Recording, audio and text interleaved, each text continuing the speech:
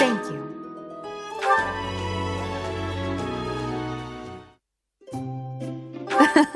I'm glad you called me here. Did you go out of your way to select my favorite tea? Thank you for the thought. Thank you.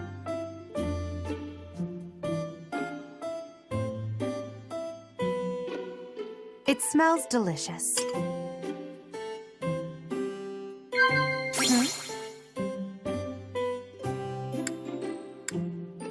Wow.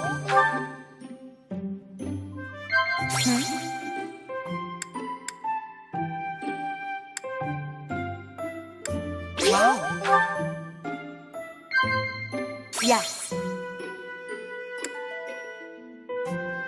Yes. You're much more meticulous than I would have guessed.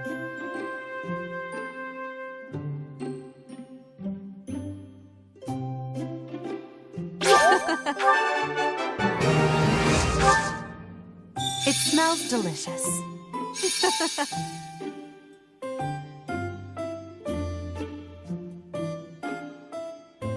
I don't fuss with makeup all that much, but I do take excellent care of my hair. Wow. Wow. Is something on your mind?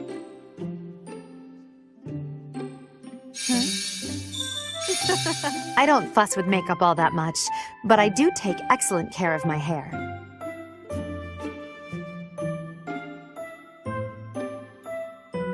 It smells delicious. Thank you for the treat. This was fun. I hope you'll invite me again.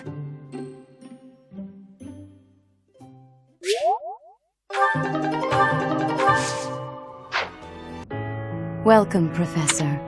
This is the first time I have welcomed you here, is it not? There is no need to be nervous. Please, come closer.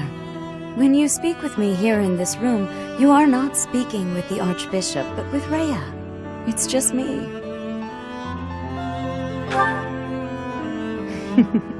Such a sweet child. My apologies. I should not be treating you like a child. As Gerald's kin, somehow you don't seem at all a stranger to me. Speaking of Gerald, may I ask if he ever spoke of me to you? My, but that does sound like something Gerald would say. However, one would be remiss to not take circumstance into consideration. In order to rise to the role of Archbishop, one must maintain an unbiased approach to judgment. It oft requires a certain sternness of words and actions. However, I believe that the person who stands before you now is no longer frightening. At least, that is my hope. Since you are here, shall I tell you about the Gerald that I knew? By the look of it, you haven't heard much about his time at the monastery, have you? When I first met Gerald, he was quite young. Why, he could not even grow a full beard at that point. On one fateful occasion, the band of mercenaries he belonged to fought alongside the Knights of Seiros. I was traveling with the Knights at the time, and Gerald jumped in front of an attack meant for me. He was gravely wounded, on the verge of death. I tended to his wounds in a desperate attempt to save his life. Thankfully, my efforts were not in vain. Gerald managed to escape a seemingly certain death. I made arrangements for him to receive further care at Garrick Mach. The moment he was deemed fully recovered, I invited him to join the Knights.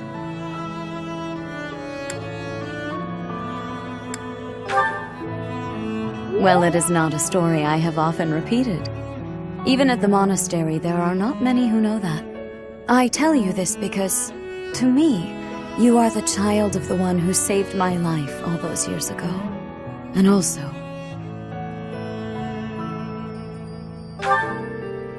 Never mind. It is nothing. I simply wanted to say that I trust you.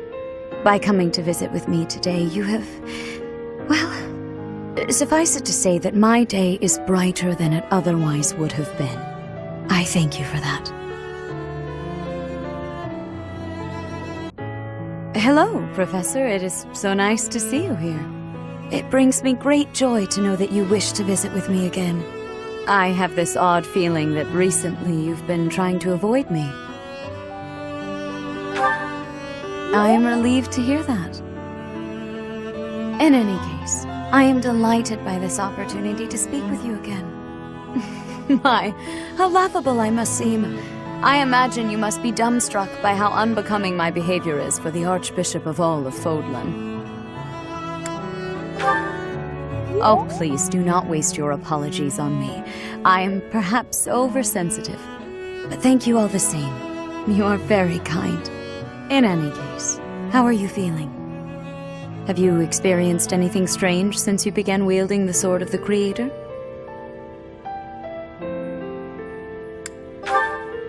Oh, there are just so many legends about that blade. I was worried that carrying it may result in some strange side effect. Has there really been nothing odd?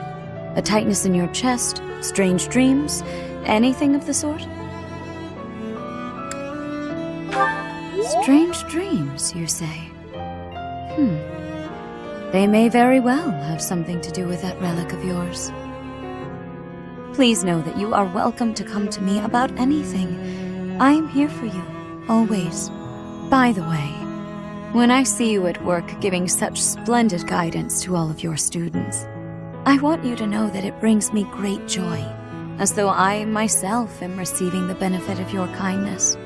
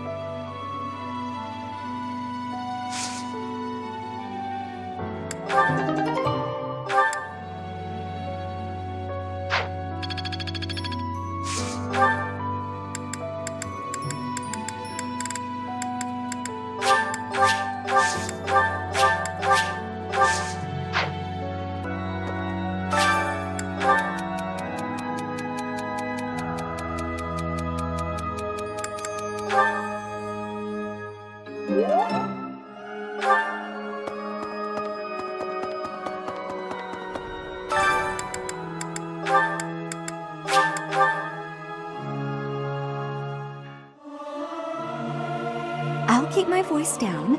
Don't want people thinking I'm vying for attention. But how loud is too loud? I may sound terrible, but you won't notice when everyone else sings too.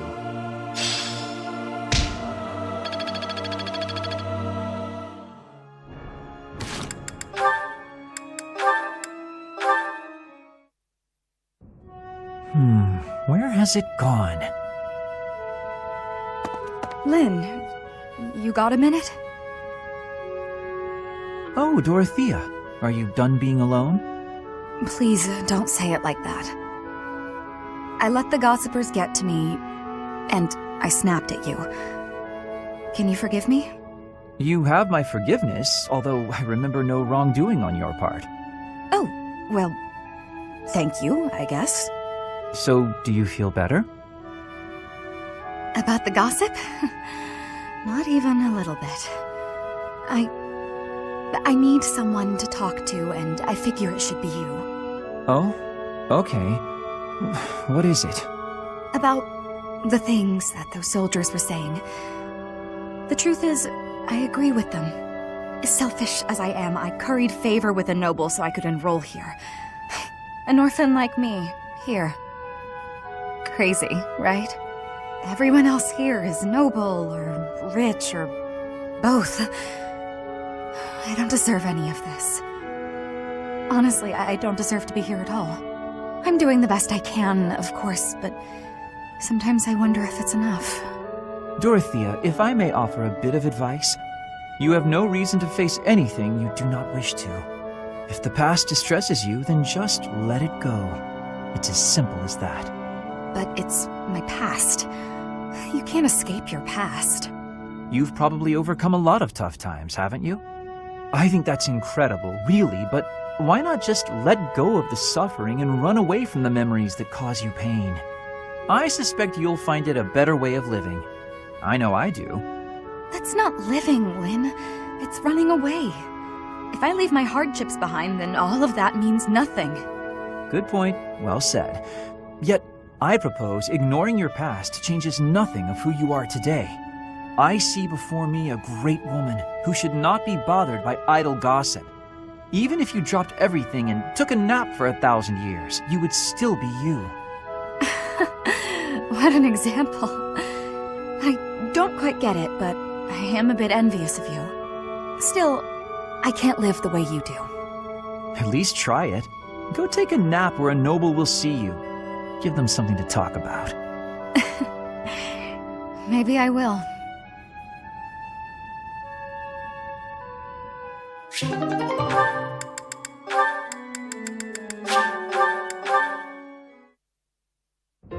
Alois!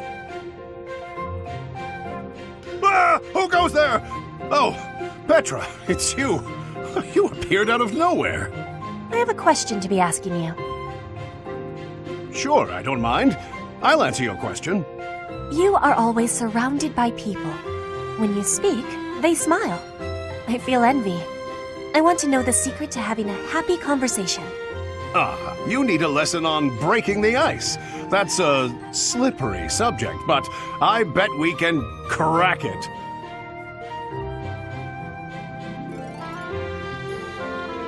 Now, let's see.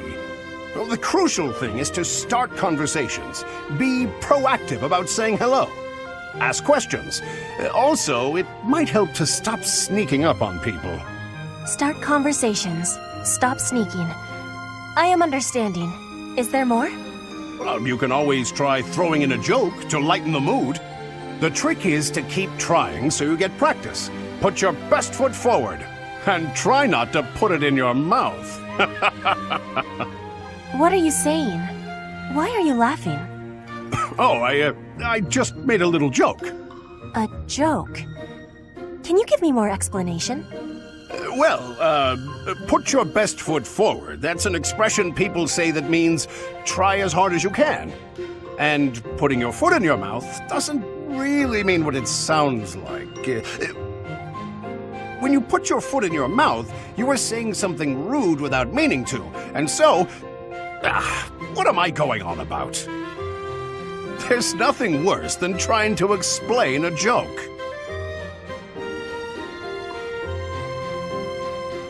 Petra, you've gone awfully quiet. I suppose you've lost faith in me as a conversation tutor.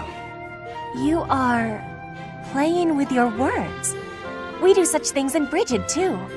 In Fodlan, you have a strange way of playing with a word's meaning. I am admiring of it. You admire me? Oh, Petra, no need to say kind things out of pity. You didn't hurt my feelings. Am I hurting them? If you were sincerely complimenting me, then no. To think, you just started learning how to chit-chat, and you've already got a silver tongue. You really put your money where your mouth is. More laughing. This must be a complex technique for word playing.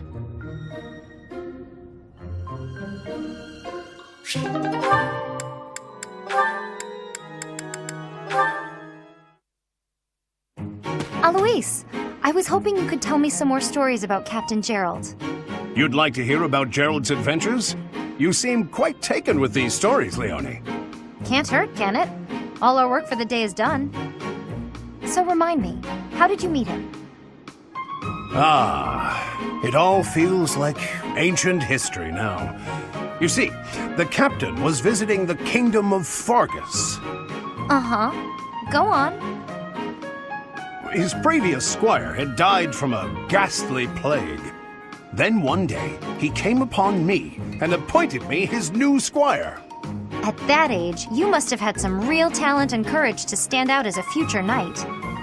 Oh, no, it wasn't that. I was just an orphan boy living in the monastery. I was a timid little thing. Really? He didn't choose you for your bravery? What made him choose you then? My face looked like the dead boys.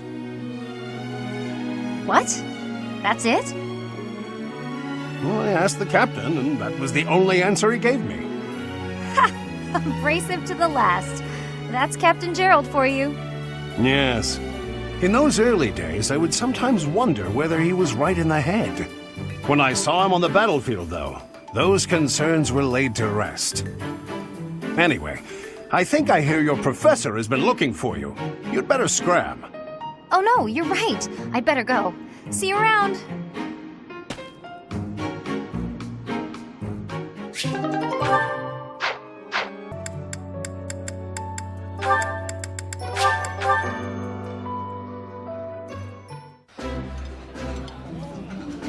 Eating delicious food really takes my worries away. This is my favorite. I am rather happy you went out of your way to pick it, Professor.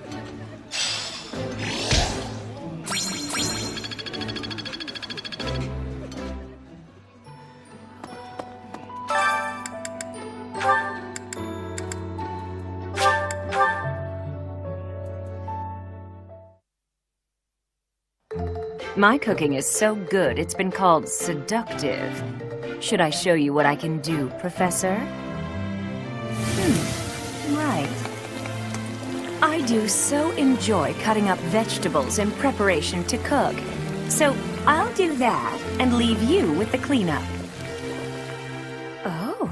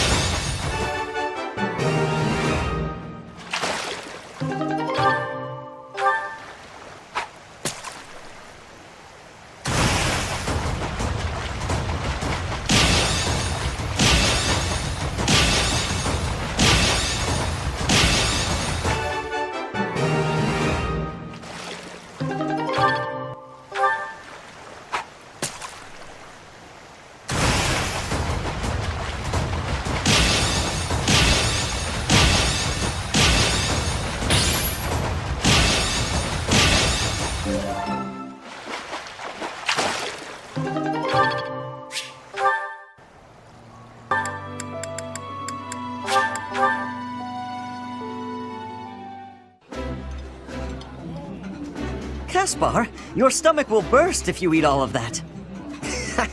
Don't worry about me. I've got a stomach of steel. Professor knows what I'm talking about.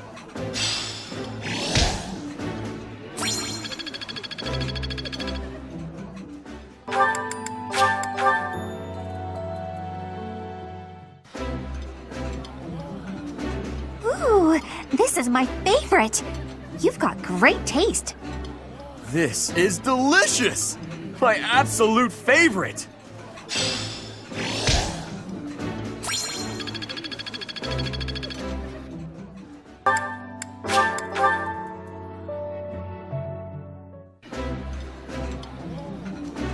Delicious!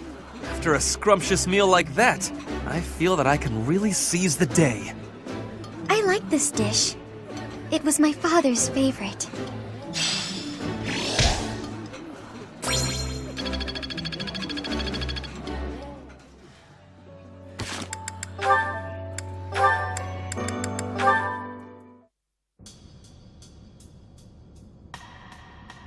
Marianne, are you not going to pray?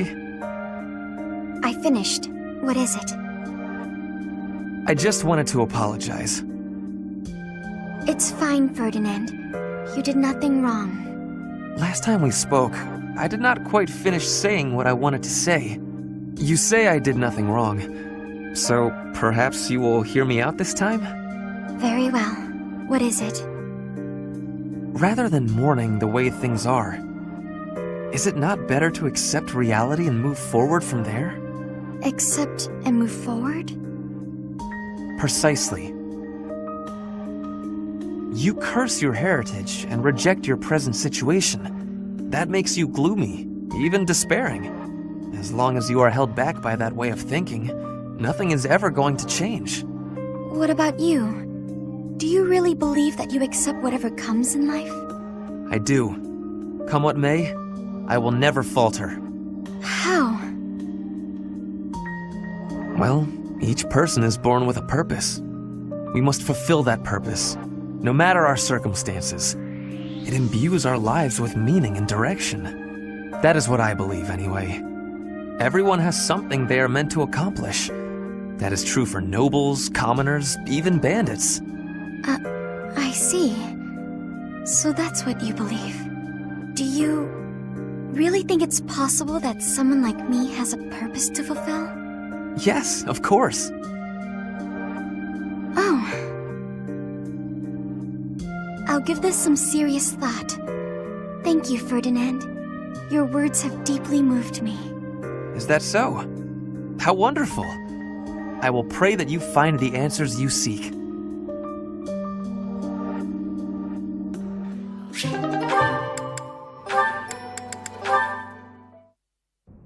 There you are, Lysithea. I've been looking for you.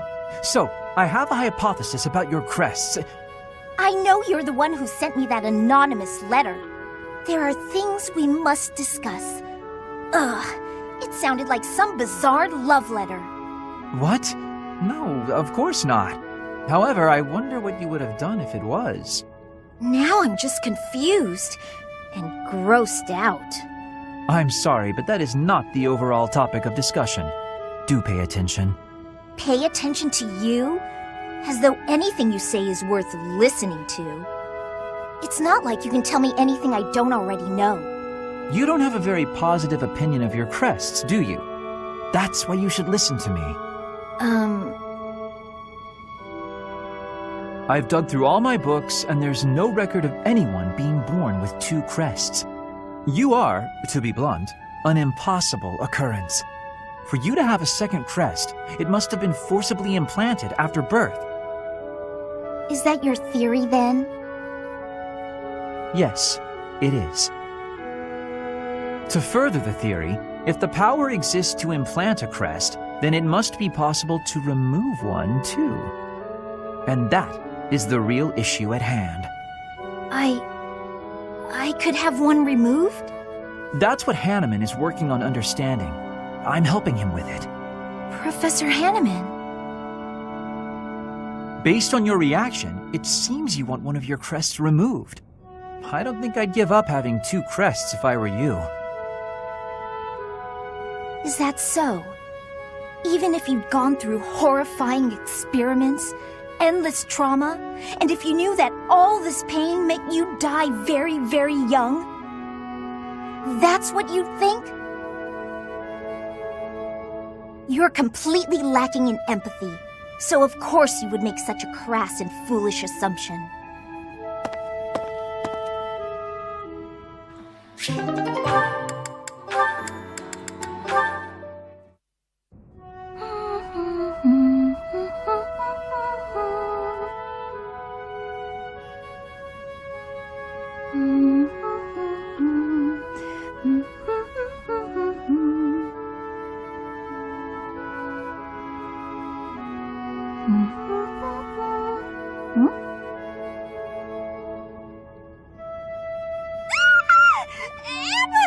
I knew you were out to get me!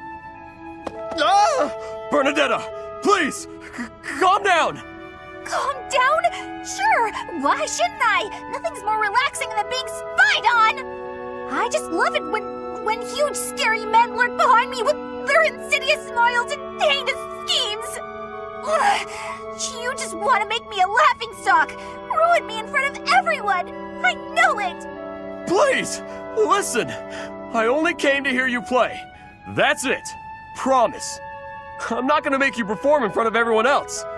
I just wanted to hear you myself. Just you? Nobody else? Really? Really? I kept trying to ask, but you always ran away. That doesn't mean you can just watch me creepily from the shadows, you know. That would scare anyone.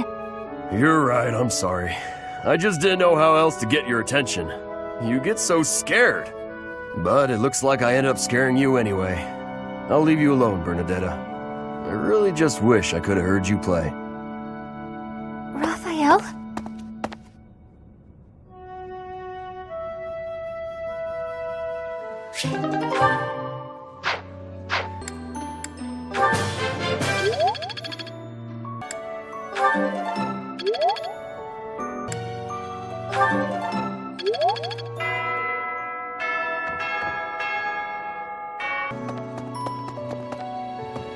Professor? What?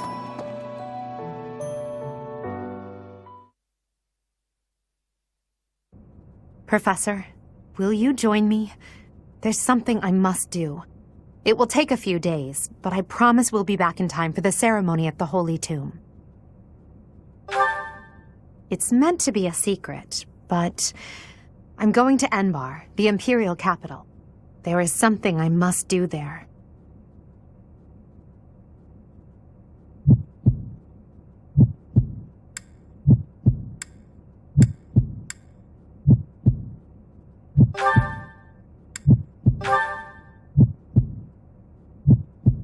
Thank you, my teacher.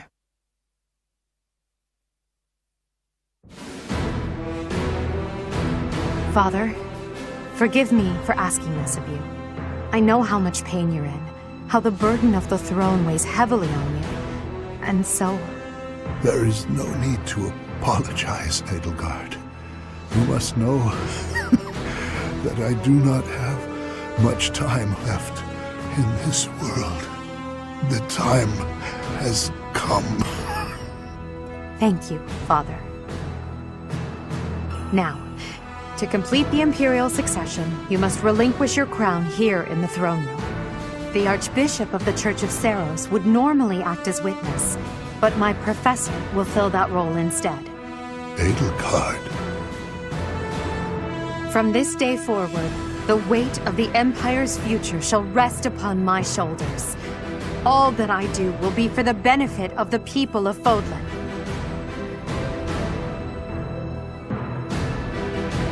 Edelgard von Hesvelg, the crown is yours. By the covenant between the red blood and the white sword, and by the double-headed eagle upon your head, I hereby pronounce you the new Emperor. Are you prepared to take those responsibilities as your own? In accordance with the ancient covenant, and in keeping with the Hresvelg legacy, I swear that upon this throne, I shall use my reign to lead Fodlan to a new dawn and achieve peace for all.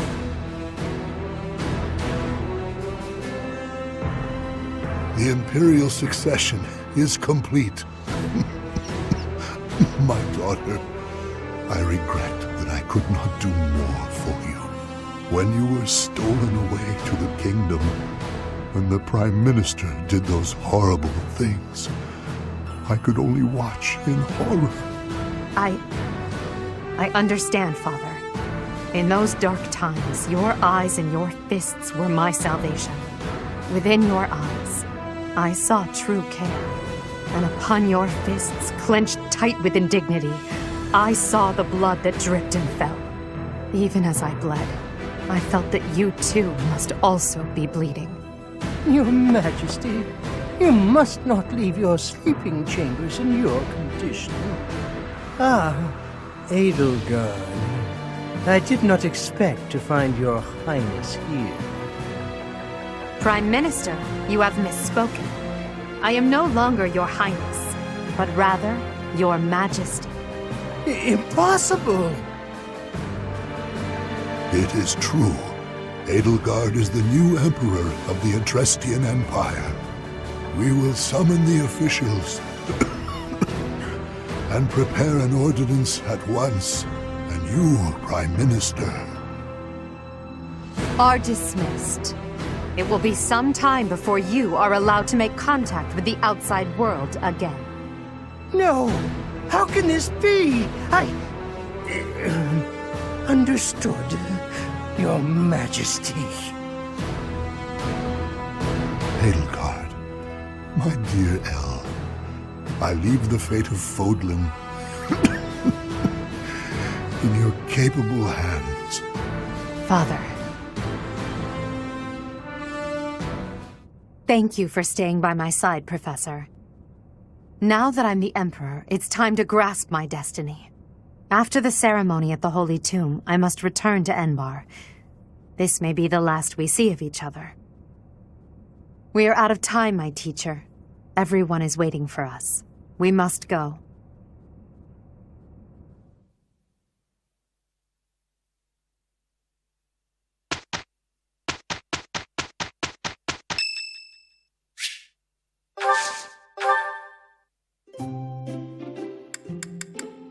Did you call me? Oh, this is my favorite tea. Do you, have sugar? Lots, please. I am grateful.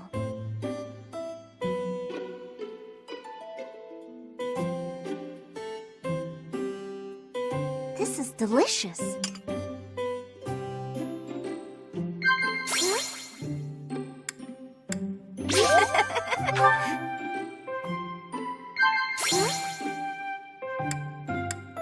Well now.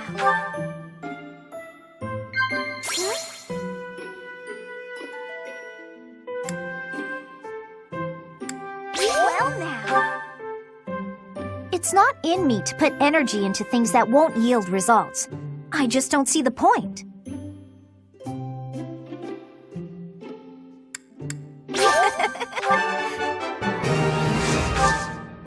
I see. My hair color is pretty unique, huh?